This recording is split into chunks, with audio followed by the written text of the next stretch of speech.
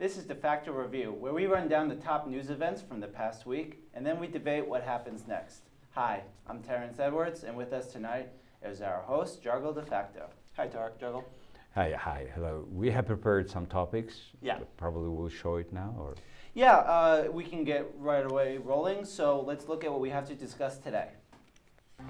Can Myanmar's fragile democracy learn from Mongolia's 2 decades of experience?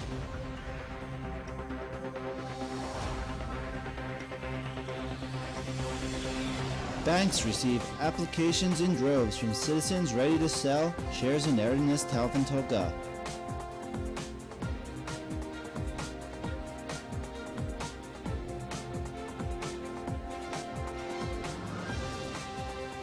The Democrats and Mongolian People's Party face off, introducing party platforms for the 2016 election.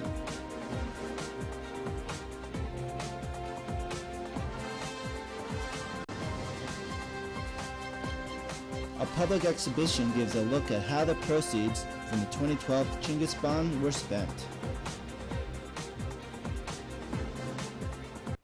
President Sakya Albedort has made his second visit to Myanmar in his two terms as president, promoting democracy for the Southeast Asian country as it looks to put behind it its military rule history. Albedort's visit was from the 14th to 16th of June and was in observation of Mongolia's 60 years of diplomatic relations with the country. Albedort met with his Myanmar counterpart, Tin Chau, and the foreign minister Aung San Suu Kyi in separate meetings where they discussed their future cooperation, mining, and future commercial relations. So I want to start with looking at what Mongolia and Myanmar really have in common. Could you give us a rundown of some of these? Well, size-wise, country size-wise is completely different. Yeah. The country is 3 times less than Mongolia, but the population is about, 50 to 3, about 17 times larger. Okay.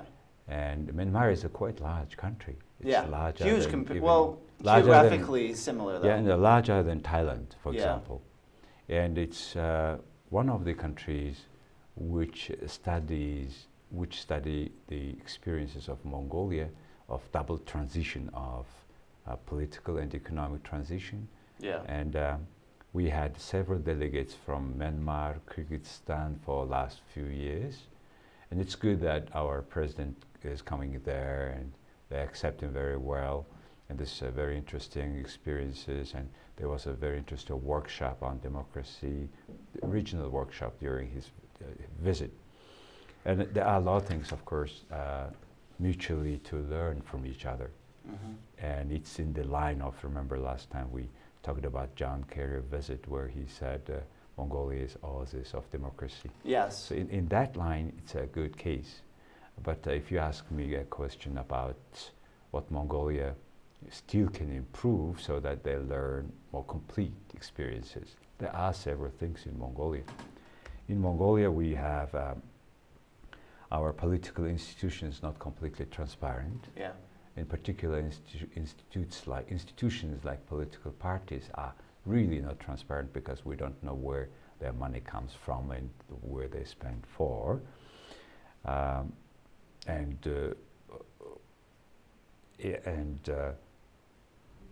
You see, from the last election, we don't have complete reports of political parties, their financing, which is audited, which are to be audited by independent bodies. This sort of audited reports are missing still, and yet the political parties are promising new stuff and keep going for this election. And you know, the civic society of Mongolia is not grown mature enough to make independent monitoring and checking of not only election process, but the political parties' whole 4 years activities. Mm-hmm. And that's, I think, something that they don't need to learn, because here we have a missing point. Another thing I don't want Myanmar or Kyrgyzstan people learn is about so-called state-owned enterprises activities. In fact, due to not clear transparency of political parties' financing, The state-owned enterprises in Mongolia are in fact not state-owned enterprises, but party-owned enterprises. And you will see that soon after the election, when they form the cabinet, they will immediately replace, if Democratic Party lost the election, then they will change all state-owned enterprises CEOs. So a reshuffling of the managements. Yeah, and we have more and more state-owned enterprises, way more than before. And yet it's to be a market economy. Mm-hmm. And we have more and more state-owned enterprises, unfortunately, where we need more transparency, where a lot of fund is misused by political parties. So these are the aspects I think Myanmar and Kyrgyzstan officials are not to learn from Mongolia. So we've been talking about Myanmar. You mentioned Kyrgyzstan. Is there any other countries you can think of that Mongolia should be promoting democracy to, or can learn from It is not the democracy? issue of Mongolia should be. It is a matter of doing the same issues, solving the same challenges and issues like Mongolia. Many countries certainly one day have to decide to make progress in their own country. Progress only can be done when you have a political reform based on democracy and economic reform based on the private sector, regulated by market, not by the government. So these are the sure roads to progress. And Mongolia is on this road. And the only thing is, unlike our neighbors, we are doing at the same time that political and economic transitions. So that's why many countries, probably for some even Arabic countries, can see a lot similarities. Size-wise can be different, but challenge-wise the same. So I think Mongolian experience is to be, I think, studied a lot by a lot interested countries and parties. Moving on, 650,000 people have sent in requests to exchange their shares for the state-owned mining unit for the Tavan coal deposit. The Chmed Sakenbila government will give citizens the second opportunity since 2012 to exchange their shares for cash. The government will be buying up 322 of people's shares in Erdenes Tavan, which has long been crippled by mismanagement and heavy debt. Those shareholders will see about 300,000 tugriks for what is a third of their 1,072 shares. Banks have been acting as the intermediary for the sale starting since 13th of June. So what I'm really wondering is, so there's this cash value of the shares, but there's also a political, social value. There's so much to think about when you're thinking about citizens' ownership of such an important project for the country. Can you give us a little bit of what besides the economic value of this project? This mine? Let's have a bigger picture now. Sure. Now people are discussing these shares should go through stock exchanges rather than through banks, which are right. They are right, but the issue is what kind of shares we talk about. We're talking about the non-existing shares with buying by the government with non-existent money or borrowing that money. And as you said, by today, after a week, 650,000 people are ready to sell their shares out of 1.7, remember, millions. So a third of the people want to sell their shares. If they want to buy, if they will buy one day all this money, all the shares, the government wants to buy all the shares as they promised, they need about 2 trillion tugriks, which is way larger than they were expecting, and they're quite big money. Do we have such a money? No, we don't have the money. Because the government made the resolution to borrow, they asked the Minister of Finance to borrow, to issue domestic government bonds through and get the commercial banks buying it. It's over, 16% probably now, a year government bond. They want to issue the government bonds for longer term, which is completely crazy to have. These are short-term, 6-month government bonds are today, the term. But now they want to extend it. And can you imagine that we pay 70% domestic government bond. It's too expensive, one. Secondly, if the government has money, suppose we don't have, that's why they're borrowing. Suppose they have money, then why we should buy shares back of these very bad managed companies like Tavan Tolgoi, which has completely in debt trapped. Instead, with this money, you build up hospitals, schools, kindergartens. So many of them were missing. Buy vaccines. Because we don't have the money, when the missiles come, we couldn't have vaccines for 2 months. Why we were waiting another month, and we lost 60 or so kids' life. So is it priority for Mongolian government if they have the money to buy shares of this non-existing shares of the company? So this is a very clear-cut campaign financing by the government officially. They are buying, in a way, votes, which is illegal, I find. So it's the priority of elected officials, really. Yep. And the other thing, if you have money also, you pay the debt to companies, Mongolian companies who made a road, who made completed their part of the tender projects, state tender projects. They have done their jobs and they are not paid. And for their information, these Mongolian companies have also a lot to give a salary, a lot of employees who should bring their money to home, which is missing. So priority of Mongolian government is in that line, and the government itself is doing in that line. So that's very unfortunate. So if I have this straight, the government is actually borrowing money to pay people today for their shares. Yeah, unfortunately, government is borrowing from the future money for consumption, not investment. Yeah. And they don't ask even they want to go 2-3 generations ahead, to maybe 15 years ahead. So I think it's a time for the government not to borrow money for more than certain term. Yeah. Otherwise, government completely can sell our future.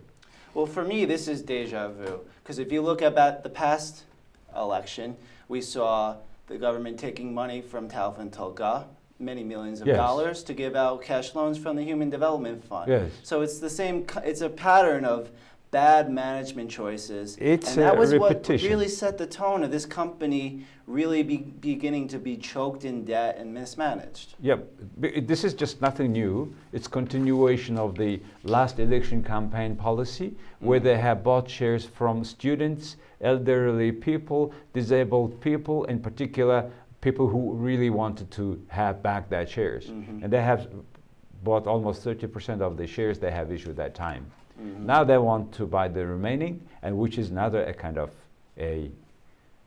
sophisticated, too much sophisticated trick, I think. Tricks, I think.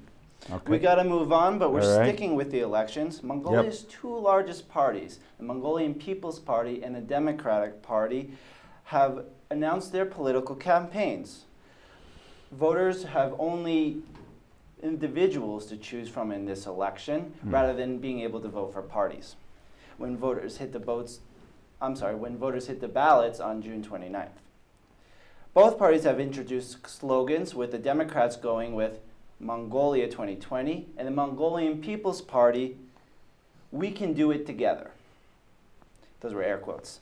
As far as policy goes, Mongolian People's Party has asked that they'd like to see the reining in of a new piece of legislation that prohibits elected officials from also holding ministerial positions. They're also looking for fewer impediments to businesses operating in the country. Meanwhile, the Democrats say if they are voted into power, they will introduce greater accountability for the elected officials, and they'll also introduce new legislation that'll regulate the activities of civil servants.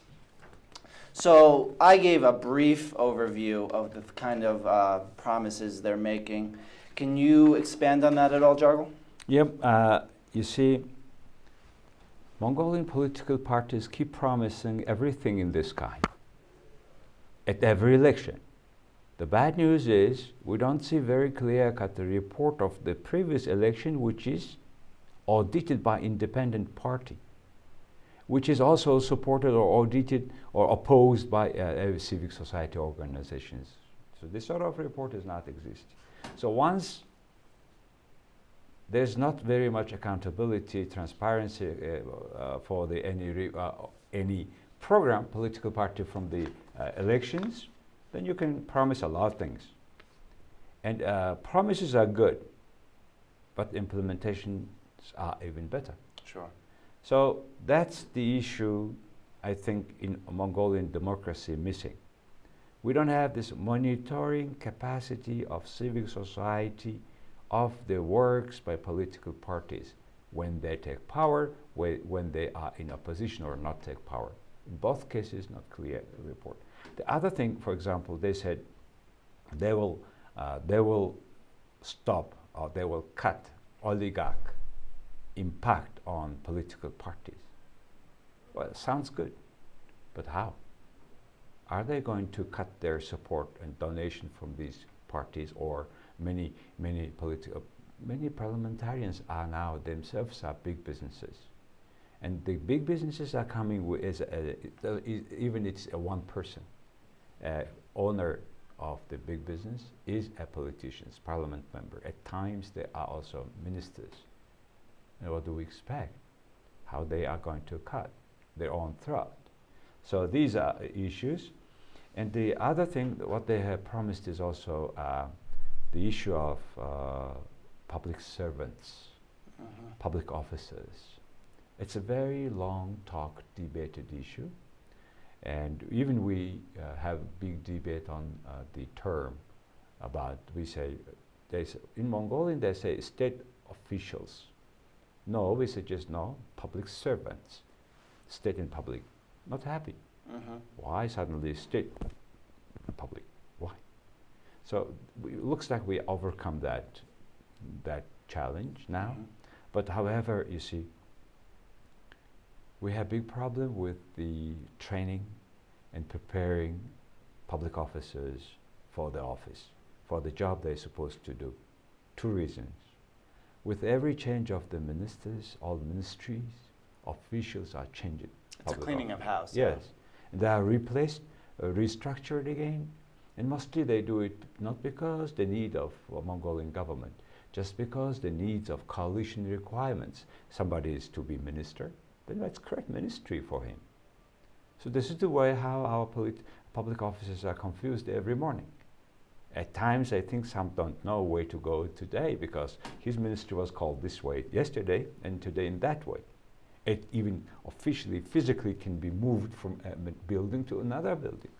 So Mongolia has to go a lot for preparing our public officials in the qualified, classified way we want to see. So I want these political parties' promises to be not only expressed, but hopefully implemented. So time will show of how much these very nice slogans, missions go in real life. And is there any issues you think that's missing from the public debate at the moment? Yes. Again, the issue of party financing. And it's good that the People's Party came out in this their program that they will make clear this party financing. Well, let's see. It's good, the slogan, as a slogan. But as a work, you know, it's very hard to believe our politicians because they promise one thing and they not do completely, or they do completely different stuff. And they explain very well why is that happen. Yeah, I think that's a problem you see in democracies all over the world. Everyone's complaining. They don't do what they say. Yeah, a part of democracy, but democracies can be only thriving, democracy can be possible only when the civic society, population, the voters keep them accountable. Like in developed countries, like in your country, in the US, the democracy is vibrant, it's working, the people are demanding. Here, and this kind of things, what we describe it possible to happen just before election. Yeah. And after the election for next 4 years, nobody is monitoring what they are exactly doing compared with what they have promises. Okay. So I wish this is the missing parts and parcels of Mongolian democracy. Okay, we got to get to the last topic. Okay. Companies that have received a combined $4.9 trillion from the proceeds of the 2012 Chinggis bond were on Sukbara Square last week, showing off their results. Mongolia next year will be paying back the principal on a bond offering from 2012 dubbed the Chinggis bond, worth about $1.5 billion. Those bond proceeds have been used to invest in projects such as Mongolia's rails, as well as supporting small business, helping them launch their operations or expand them. Prime Minister Chmit Sakambillig at the event told the audience that the Mongolian government's investments had created 6.5 trillion tugrik in assets for the country. So this is, assets is quite a vague word. Can you expand on that? Can you give more detailed explanation? This Chinggis bond, which is $1.5 billion. Yeah. And the Parliament had decided just a year before that we borrowed the money. No, few months before we have borrowed the $1.5 billion. They have decided to borrow $5 billion US as a Chinggis total government bond. By what year? 3 months before we borrowed Okay. Chinggis bond, they suggested to borrow $5 billion. Okay. There is a state Hural resolutions already there. Okay. So using that resolution, each government keep borrowing. And today we have $7 billion US worth foreign debt when we have economy of $10 billion US. So people are worried. And because it was a lot of mining boom hitting, but today we don't have that. Still we have to pay the debt. That's the major concern. And the $7 billion is information given by the Ministry of Finance. If they could borrow even more, there would be even more problem. So in short, because the time constraints, we are borrowing from the future and using for today's consumption, not for investment. That's the concern. Okay. But getting back to my question, what are some of the results of that 2012 bond? What is the spending done? They made a report. They have made roads, several other social projects. And some of them have a good merit, but some of them not. We don't have very much clear, comprehensive report, and we don't much have a report on how much politicians and their parties, their companies were related to these all this bond usage money. So these are down the road Mongolians are to know. Yeah. And how about, if they're building roads, how can they generate proceeds to then repay the principal? That's the concern. Like, roads cannot generate proceeds. Yeah. That much can be a part of payment back. So infrastructure like road and other things should enhance companies, businesses, so that they pay tax, and through that tax they are supposed to pay the foreign debt, Yeah. which is not that much clear now. I think the original argument that roads would help expand trade, and then that would eventually come into indirect returns for the government, but that's yet to be seen, especially when the quality of some of these roads varies. Some of them are quite good from what I understand. Because the many roads are made by the politicians who are related to these businesses. Yeah. That's the very worst stuff. And I think with that we need to complete our program today Yeah. due to short time. And we are very happy to share with you some of our thoughts on events happened last week in Mongolia, right? Yeah, we hope our briefings give you guys a heads up for the week to come. Next Sunday we go at 5 o'clock because it's still election week. So after the election we go at 8:30. Okay, so yeah, next week you can tune in again at 5 o'clock while we maintain our time for the elections. Yep, thank you very much. Or you can watch the program on from tomorrow, jargaldefacto.com website. Thank you. Good night, all. Bye. Bye.